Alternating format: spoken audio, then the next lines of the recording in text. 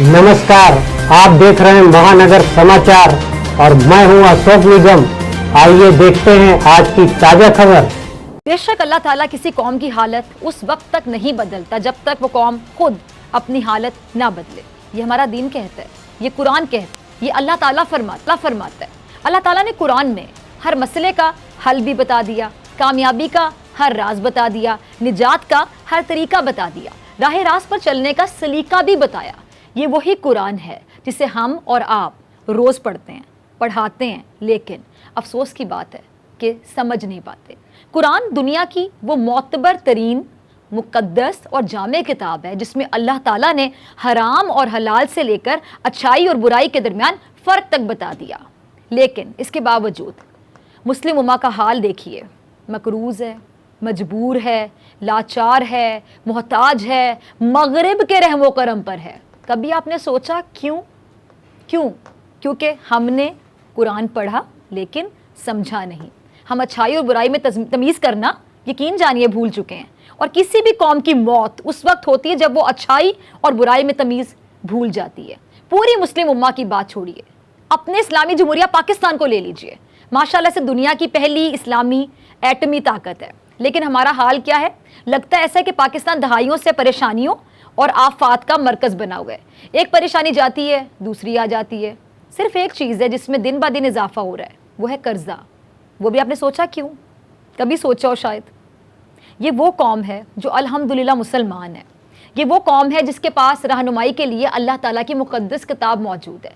लेकिन इसके बावजूद हमारा मुआशरा क्यों मुसलसल ज़वाल की जानिब जा रहा है? ज़रा सोचिए।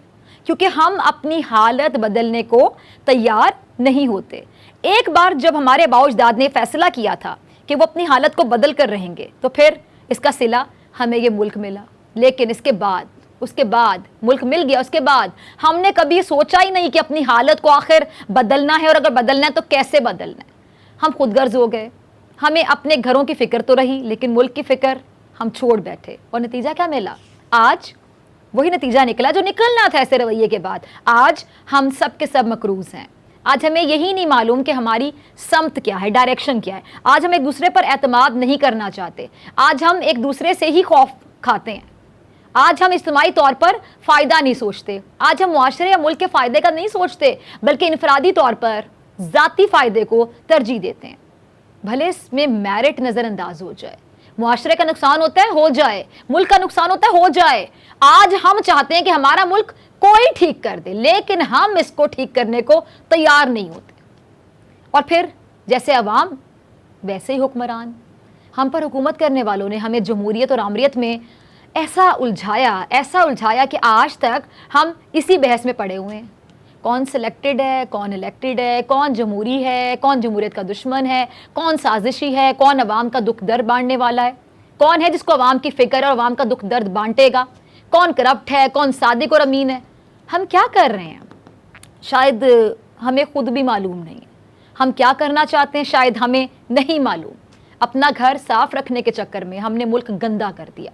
अपना मुस्तकबिल संवारने की कोशिश में हमने मुल्क को बिगाड़ कर रख दिया। अपनी नस्लों को महफूज करने की जिद्दोजहद में हमने कई अफराद की हक तलफी कर डाली। अपने आप को बेहतर बनाने में हम इतने अंधे हो गए कि हमारी नज़र में अच्छाई और बुराई की तमीज़ भी ख़त्म हो गई। और फिर भी उम्मीद करते हैं कि आगे सब अच्छा हो, कोई आए जो अच्छा कर दे, लेकिन हम खुद कुछ अच्छा करने को तैयार नहीं है। एक लम्हे को आप सब लोग इस मुल्क को अपना घर समझ लीजिए।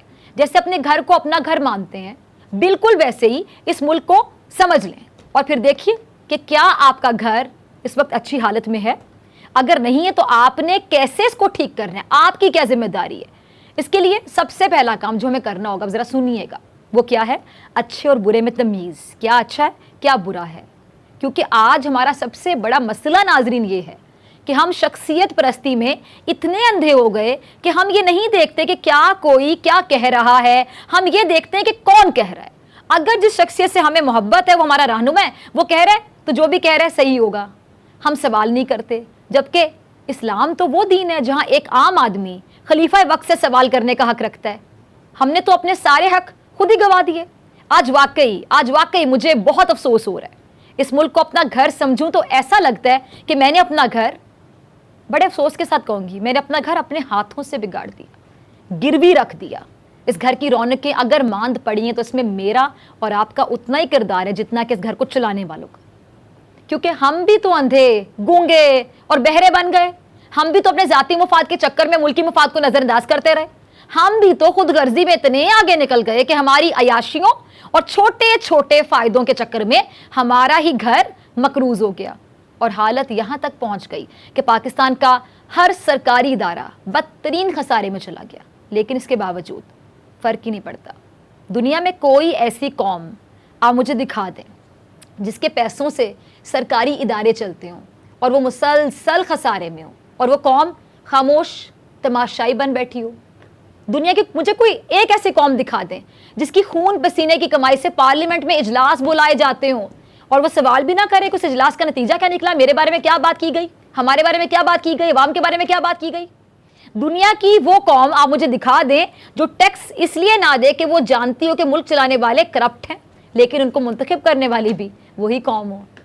دنیا کی مجھے کوئی ایک ایسی قوم بتا دیں جو ثابت مجرم کو اپنا قائد بھی کہتی ہو اور اس کی بننے والی جائیدادوں پر سوال کرنے والوں کو جمہوریت کا دشمن کہتی ہو۔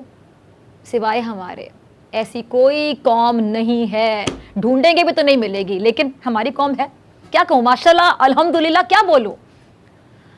وزیر اعظم پاکستان عمران خان صاحب، کئی لوگوں کو ان سے اختلاف ہے، ہمیں بھی ہوتا ہے، کئی لوگ نہیں چاہتے کہ وہ وزیر اعظم کی کرسی پہ بیٹھے رہیں، کوئی بات نہیں، ان کا سیاسی حق ہے، ان کی رائے ہے۔ کئی لوگ ان سے ناخوش ہیں اور کچھ تو بہت زیادہ ناخوش ہیں، چلیں یہ بھی ان کا حق ہے، رہیں ناخوش۔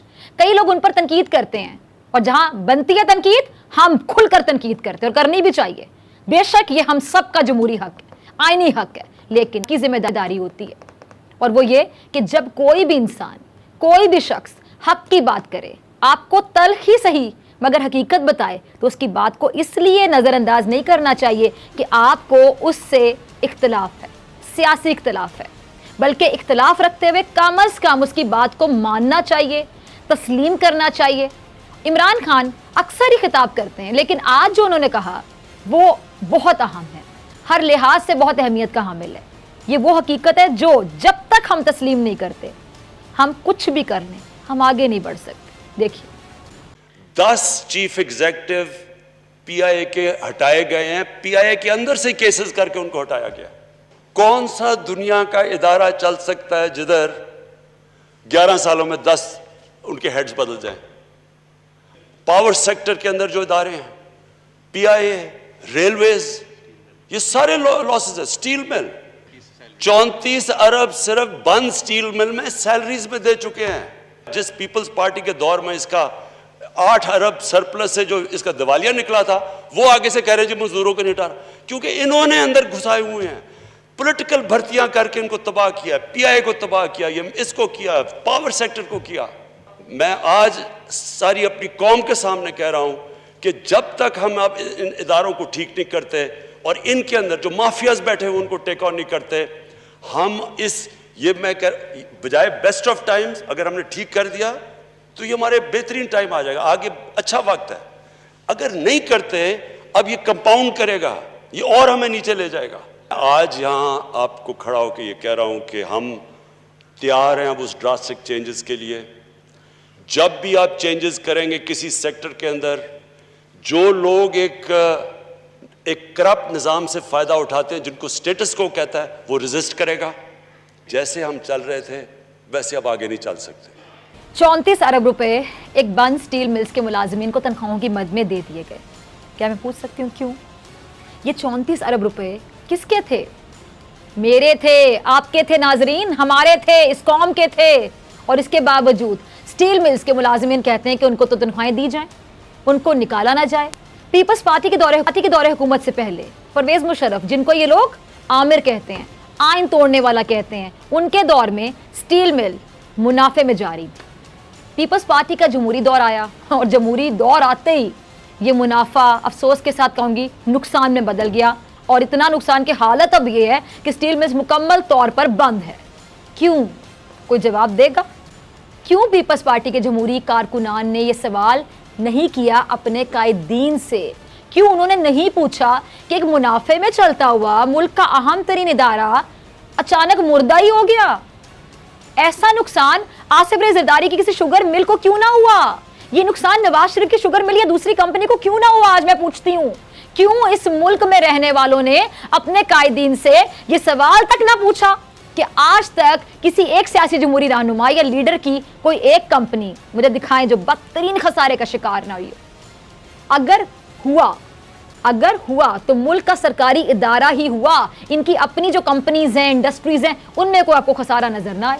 سٹیل مل تباہ ہو گئی، سرکاری عمارتیں، سڑکیں گروی رکھی جاتی رہی، یہی قوم جشن مناتی رہی، مٹھائیاں تقسیم کرتے ہیں، بات بات پہ ڈھول کی تھاپ پہ رقص کرتے ہیں، تباہی پر بھی، اپنے نقصان پہ بھی کوئی اتنا انجوائے کرتا ہے؟ آج میں پوچھتی ہوں، خود کو برباد کرنے کا جشن منانے والی یہ پہلی قوم ہے، شاید پہلی قوم دنیا میں، پہلی اور آخری، اس کے بعد آپ کو کوئی قوم نظر نہیں آئے گی ایسی۔